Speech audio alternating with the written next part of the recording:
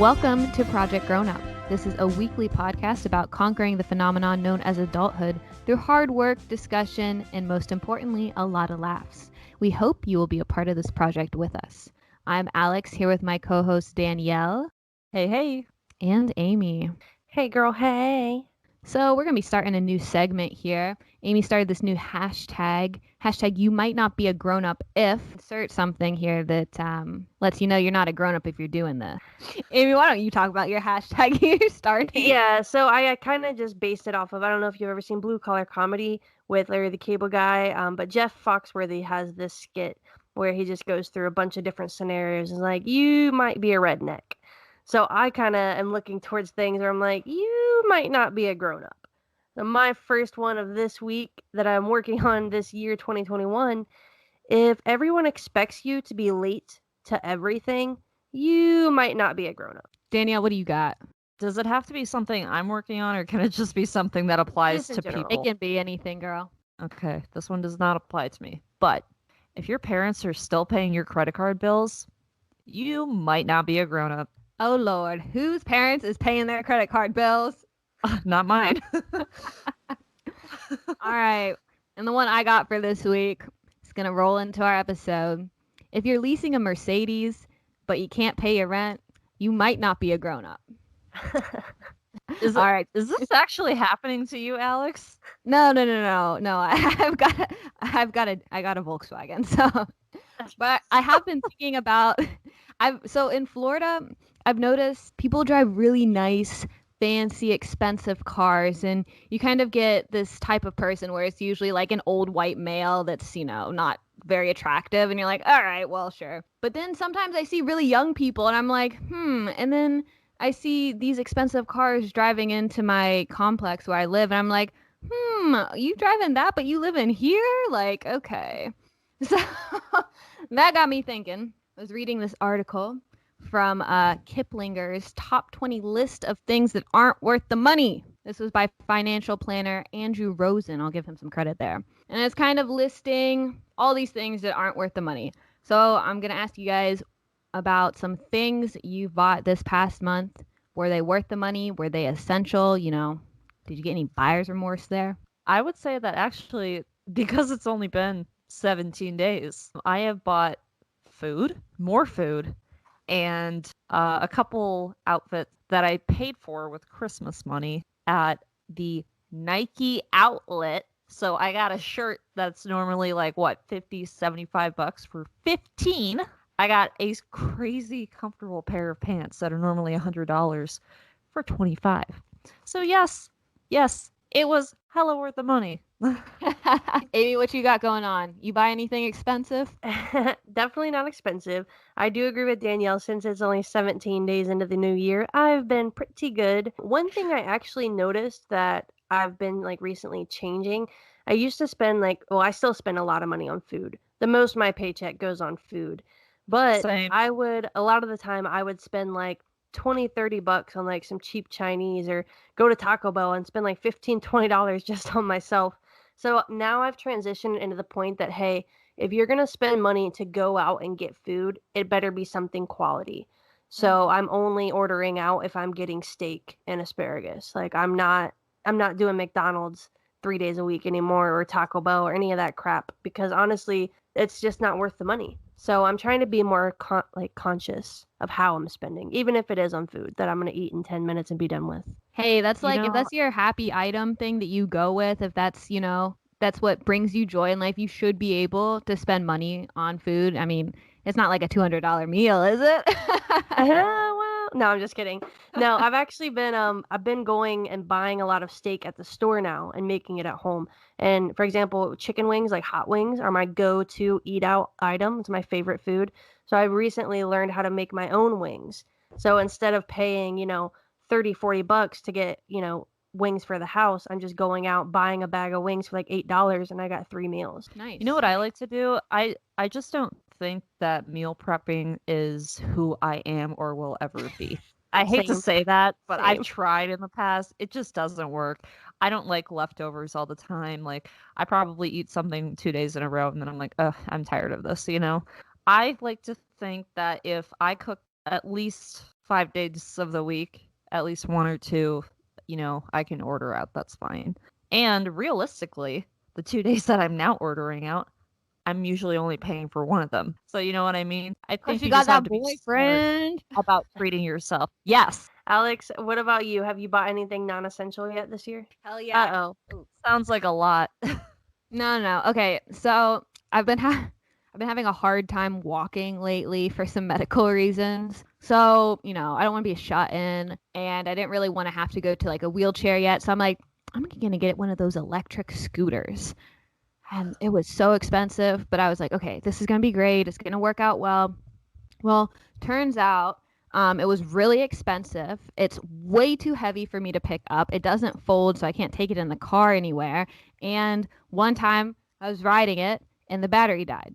So, buyer's remorse? Yeah. And also, I'm also sending it back. I'm returning it and I want my money back because that was not a good purchase.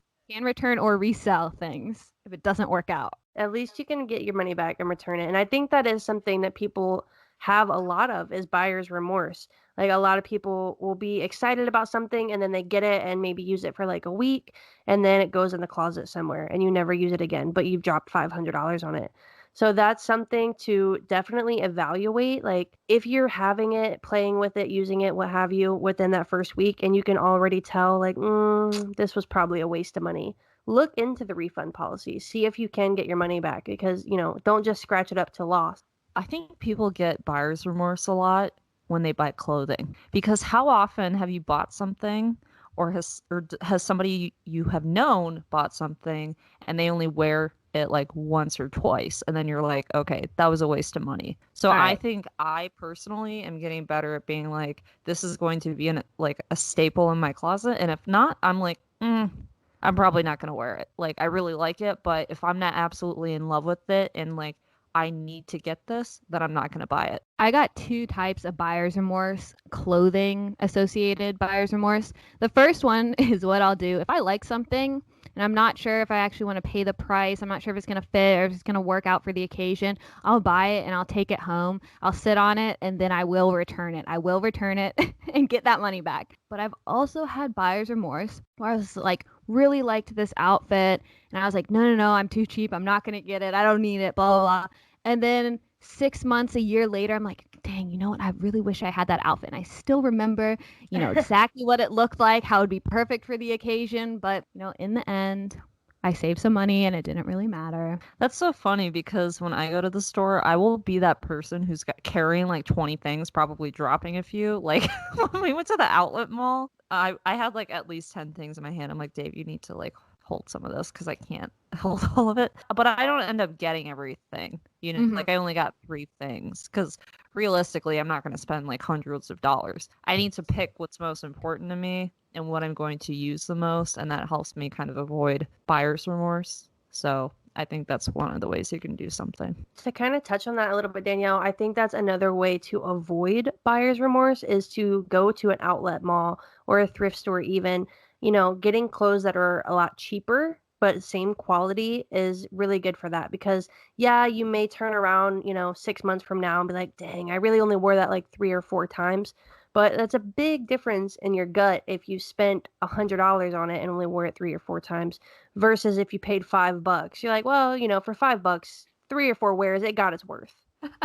Yeah, but that's the thing too, because like with Forever 21, the way they get you, and I haven't shopped there in years, but like for example, sometimes I kind of look at it when I'm buying clothing, and we should probably talk about something other than clothing soon, because there's other buyer's remorse examples. But when it comes to clothing, for example, if you get like Levi jeans, those can be a little pricey, but they're really good quality and they'll probably last you a really long time. Like, I don't know how much exactly, but I feel like there's somewhere between like 60, $70 for those. But then if you go to like Forever 21, for example, they have jeans for like $15, $20. And this is not to say that be ripping the crotch. I know. But you only can wear them, like you said, 5 times, and then all of a sudden your thighs chafing together just completely puts a hole in them because they're not that great. Or did that actually happen to you? You bought like cheap pants and then they ripped while you were wearing them? Is that you or your sister? Not in my thighs, but like, yes, I've had really cheap jeans before that have just not held up, and it's like, okay, well, that's a waste. And then you have to go back and spend more money to get a better pair, and not to mention you just wasted time too when you could have been doing something else like on your day off or whatever it may be. So sometimes that's how I kind of look at it too. Okay, but if I buy this pair of expensive jeans, are they going to hold up? Because I don't want to keep spending more money and throwing it into this pit and burning it on fire. So, you know what I mean?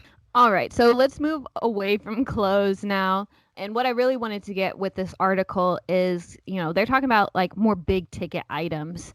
And Kiplinger did a poll to see what were the top splurged items that were definitely not worth the money. So I want to know what you guys think was number one if you didn't read the article. I didn't read the article. I did. Wow. Danielle, she specifically asked us to both read the article. I'm just saying. I knew Danielle wouldn't. So Danielle, number one item. My phone and had 22 text messages. I'm like, what in the hell? I have not been talking to anybody today. It's me. You guys sent 20 text messages. Oh my God. You do that on a daily. You really expect me to see all these messages? We're busy on the podcast. I don't know what to tell you, girl. I spent the other day trying to get in touch with all these famous Buffalo Bills fans. I didn't, it's that sort of thing every day. I just don't have time to always look at my phone. But all right. So what do you think the number one top splurged item was? I guessed it before I read the article. I'm just saying. Okay. Because we live in Florida. Is it vacation? Expensive. No. Vacation? I mean, is it like an actual tangible item? Yeah. I already know what it is. Danielle, do you want to guess? I'll give you a clue. It's something that I said, dang, I wish I had now that I live in Florida. Specifically for Florida? Yeah, girl. Is it a golf cart? But like, who spends money on a golf cart if you're not golfing? Oh, they take them and drive around. I'll tell you what it is. Boat. Are you for real? Yeah, that was the number one thing. I don't know if you've heard like people be like, oh, a boat's just a hole in the water you throw money in. This is funny. In the article it said BOAT stands for bring on another 1,000 because they're just notorious for needing repairs, costing money. So, I mean, what do you think? Would you have a boat if you had a lot of money? Would it be worth it? I mean, if I had that kind of money, sure.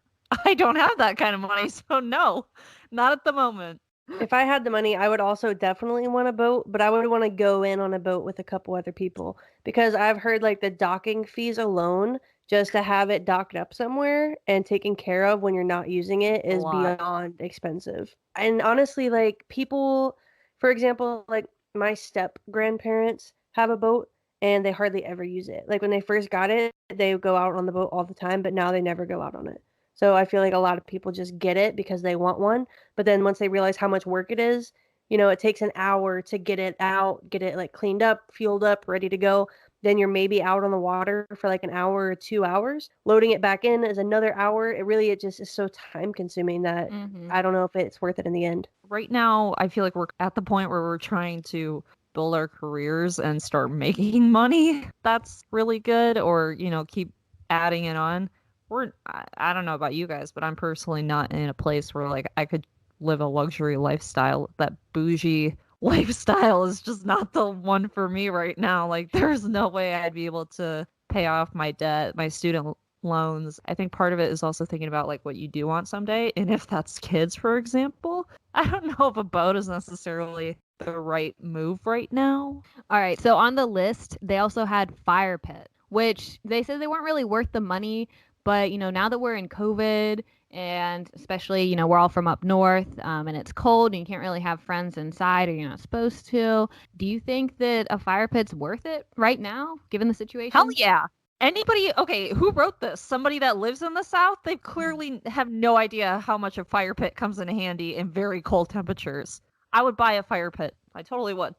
I feel like, we had a fire pit when I was growing up and we used several times, but they're not like too expensive.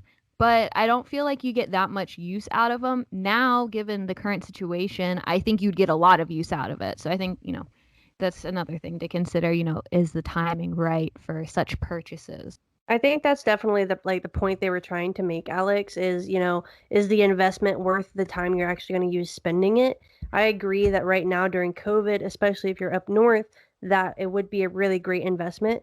We've actually been considering buying one a while now, but we still haven't just because it is an extra like luxury item that's not like it's not necessary. One thing that I kind of look at very similar to a fire pit is a grill. So we have one of those like super cheap, cutesy little grills with the wheels. But then my dad gave us, like a huge grill that he had bought years ago. It was like pretty expensive. We ended up actually giving that one away because we don't grill out enough to need a big extravagant grill. We just need the little tiny one because we don't use it that often. I think you have to make purchases that are just right for you. Like Amy, you said, for example, that a grill like that just wouldn't be worth the time. But I feel like if I knew how to grill, I don't, Dave does, and he's very good at it, that, yeah, I would want the grill because certain things just taste better on a grill versus in the oven, like burgers, for example. Literally any meat. Some vegetables are way better on the grill. You cook your So- burgers in the oven? What? Yeah, because Not what on the else am I supposed to use? You put them on the stovetop, you can get a little like crispy, kind of like a No, grill. I put the asparagus in the oven. I put potatoes in the oven. I know those Wow. aren't vegetables, but technically it's like a starch, so I wonder what a I don't- hamburger in the oven would taste like. Is it like mushy? it's not that great. It's not that great. Maybe like pop No, on you the cook stove it. after the oven. It just comes out really, really dry because Ew. it has to be in there a while. You Needs guys extra should probably get a ketchup. grill then. Well, there's nowhere to put a grill. So are luxury big ticket items like a grill, is it worth it? Is it important to treat yourself to these? What about some like retail therapy? What do you guys think? If you're going to use it, yes. If you're not, and it's only going to be like once or twice a year, no. How do you know Because that then, though? okay, so for example, I do not have a grill. Well, I will go find myself a friend who has a grill and then use theirs.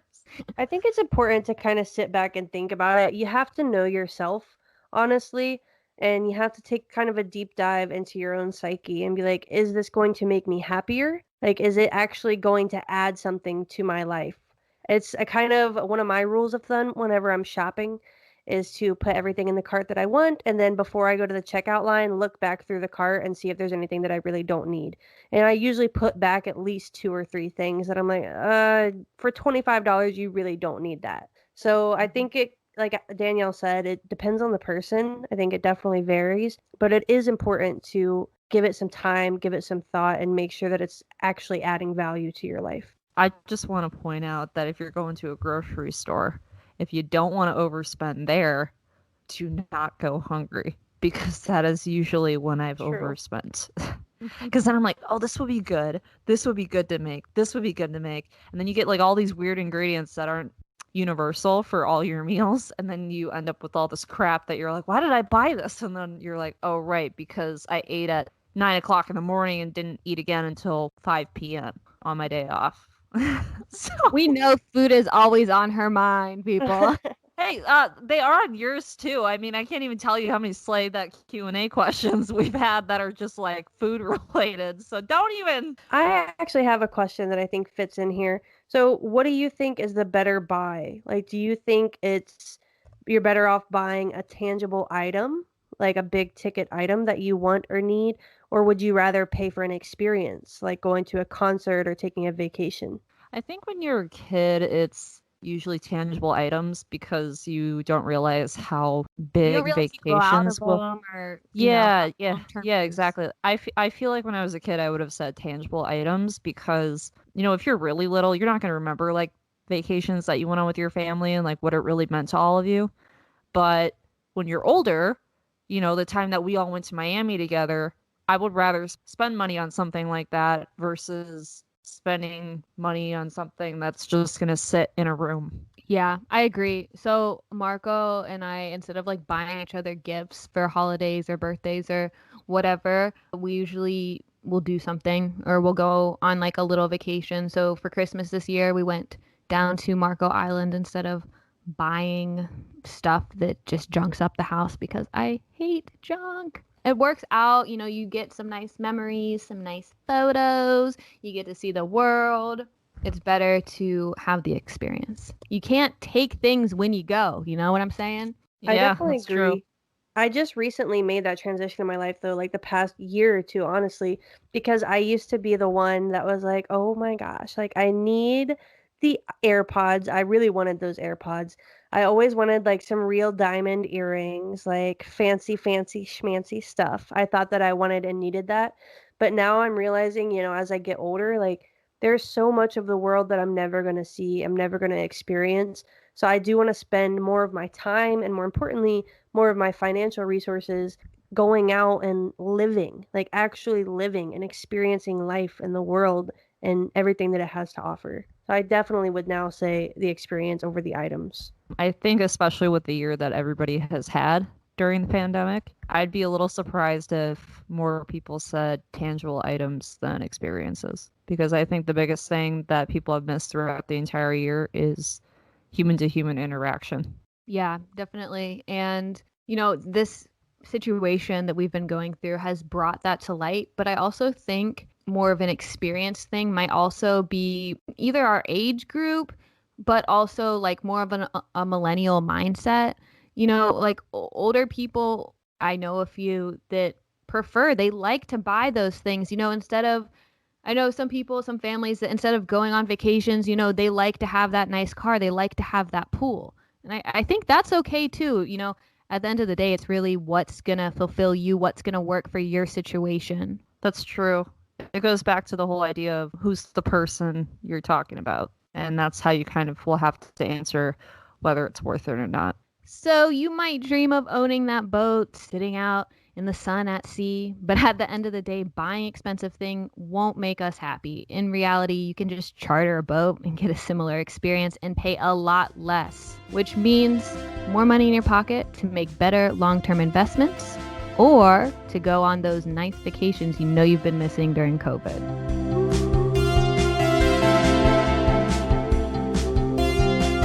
Before we wrap up, we gotta slay that Q&A where we ask some fun rapid fire questions to end on a light note, on a funny note. If there was a zombie apocalypse tomorrow, what was the first thing you would do? Oh, that's a great question. I do think about this. Okay, I got a plan in place. What is your response? You got to get out of the city. You got to head up to the mountains. You got to run for your life. And at the end of the day, like if they're just taking over, you got to contemplate, is it just better to become a zombie or is it better to just fight for your life every single day? I don't know the answer there. I'm not in this situation, but it's something to consider. Yeah, I would steal a gun and steal a boat, try to pack up a boat really quick full of like goods and weapons and go. I would get my family. I'd like, meet me at the boat. And that would be my hope. Go to like a secluded I island. I haven't thought of that. That's a good idea. I think I would honestly just go to the nicest place in the world that I've always wanted to go to and just let things happen from there. Because breakfast for the zombies. Realistically, I don't think I'm fit to handle a zombie apocalypse. And I don't really want to spend my entire life trying to hide from zombies. So, if you had a controller that had the power to rewind or fast forward, which one would you press? Oh, that's a good question too. Okay. Personally, I would fast forward through COVID and, just get out of this.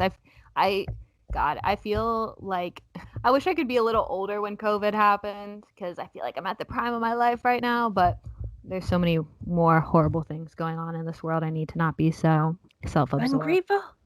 Yeah, ungrateful. Okay, I would definitely rewind because I think that time is the most valuable asset that we have. So if I could go back, I would definitely go back and, kind of just let myself off a little bit easier and stop being so hard on myself 24/7. I think I definitely am my own cause for a lot of the anxiety that I've dealt with in my life.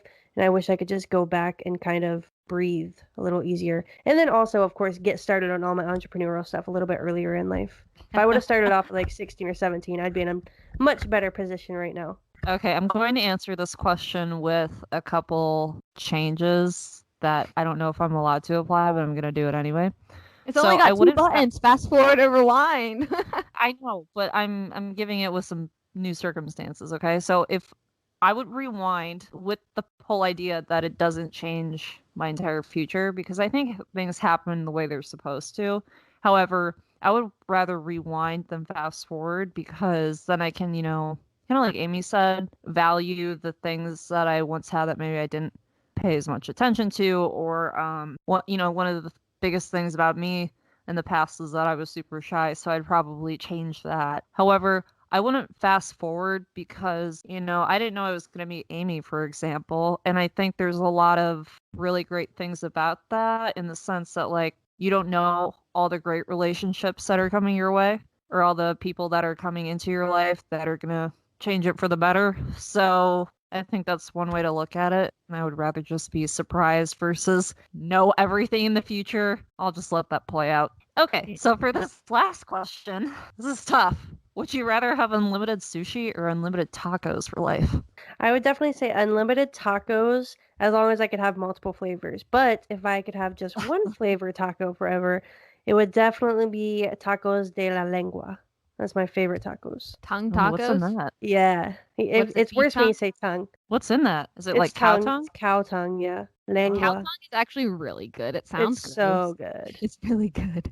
It's the best meat for tacos ever. It's so like it's delicate. Okay, It's so delicious. so I'm gonna go unlimited tacos for life because I do really love sushi and it's grown ever since I first had it with you and your mom and Paul, Alex. But I love fish tacos, so I think there's my way around it.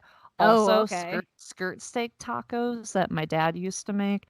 Oh, so good. Like tacos are just I at least have them, a few times a month. Like my own version, and I make them with ground turkey, but I don't know, like tacos are just so good. And like I said, I could eat fish tacos forever. They're so good. And now I want some. I know. I was trying to be really healthy this month, but now I want tacos. Yeah, so on that note, I'm gonna go with sushi just because I feel like it's healthier. I don't feel like that heaviness in my stomach. I feel like I feel healthy and light. So I'm a Yeah. You feel full, but you also feel like, okay, I had a good meal. And Yeah. you don't feel like you overate. That's like the nicest thing about sushi. Mhm. But you can be so satisfied all at once too.